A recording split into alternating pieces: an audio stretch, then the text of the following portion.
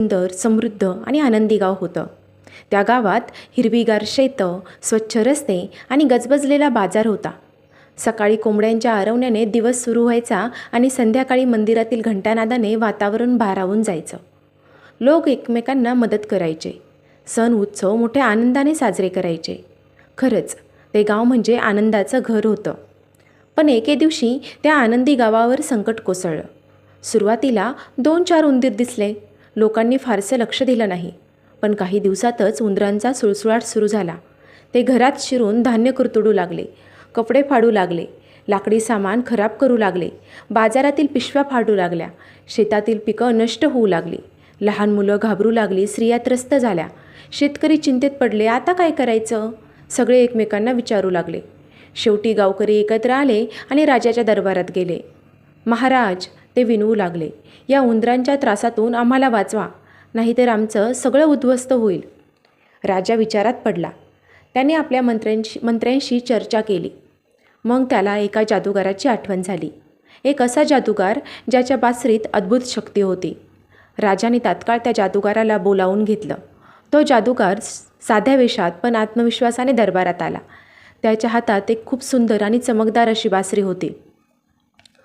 महाराज, तो म्हणाला, मी तुमची समस्या दूर करू शकतो, पण त्यासाठी मला योग्य मोबदला हवा. राजाने मोठ्या आवाजात जाहीर केलं, तू जर आमच्या गावातून उंदरांचा नायनाट केलास तर तुला योग्य मोबदला दिला जाईल. जादूगाराने मान हलवली आणि गावाच्या चौकात जाऊन उभा राहिला. त्याने डोळे मिटले आणि बासरी वाजवायला सुरुवात केली. ते सूर इतके मधुर आणि जादुई होते की वातावरण भारावून गेले.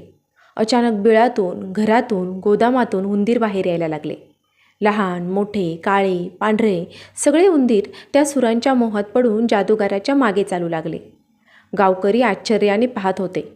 जादूगार गावाच्या बाहेर गेला, नदीकाठी पोहोचला आणि त्या उंदरांना खूप दूर नेऊन सोडून दिलं. गावात पुन्हा शांतता पसरली. लोकांनी आनंदाने जल्लोष केला. आपण वाचलो, सगळे आनंदाने ओरडू लागले. जादूगार दरबारात गेला आणि म्हणाला, महाराज, मी माझं काम पूर्ण केलं, आता माझा मोबदला द्या. पण राजाच्या मनात लोभ जागा झाला. तो म्हणाला, अरे, इतकंसं काम केलंस आणि एवढा मोबदला मागतोस? आम्ही तुला एवढं देऊ शकत नाही. जादूगाराला खूप वाईट वाटलं.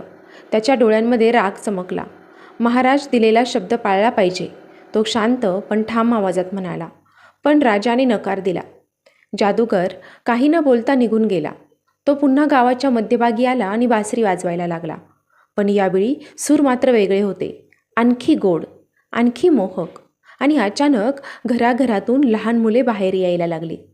त्यांच्या चेहऱ्यावर आनंद होता, पण ते जादूगाराच्या मागे चालत होते, जणू त्या सुरांनी त्यांना बांधून ठेवलं होतं. आईवडील घाबरले. आपली मुलं ते ओरडू लागले.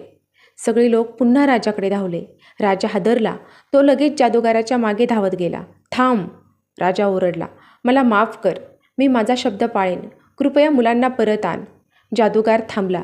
त्याने राजाकडे पाहिलं. शब्द पाळणं हीच खरी राजाची ओळख असते, तो म्हणाला.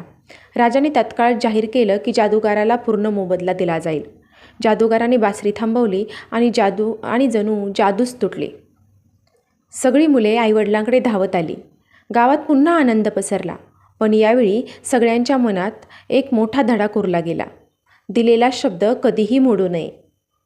तुम्हाला जर ही गोष्ट आवडली असेल तर व्हिडिओला लाईक करा, ती इतरांना शेअर करा आणि कमेंटही करा. आणि अशाच नवनवीन गोष्टी बघण्यासाठी आणि ऐकण्यासाठी माझ्या या यूट्यूब चॅनलला सबस्क्राईब करायला विसरू नका.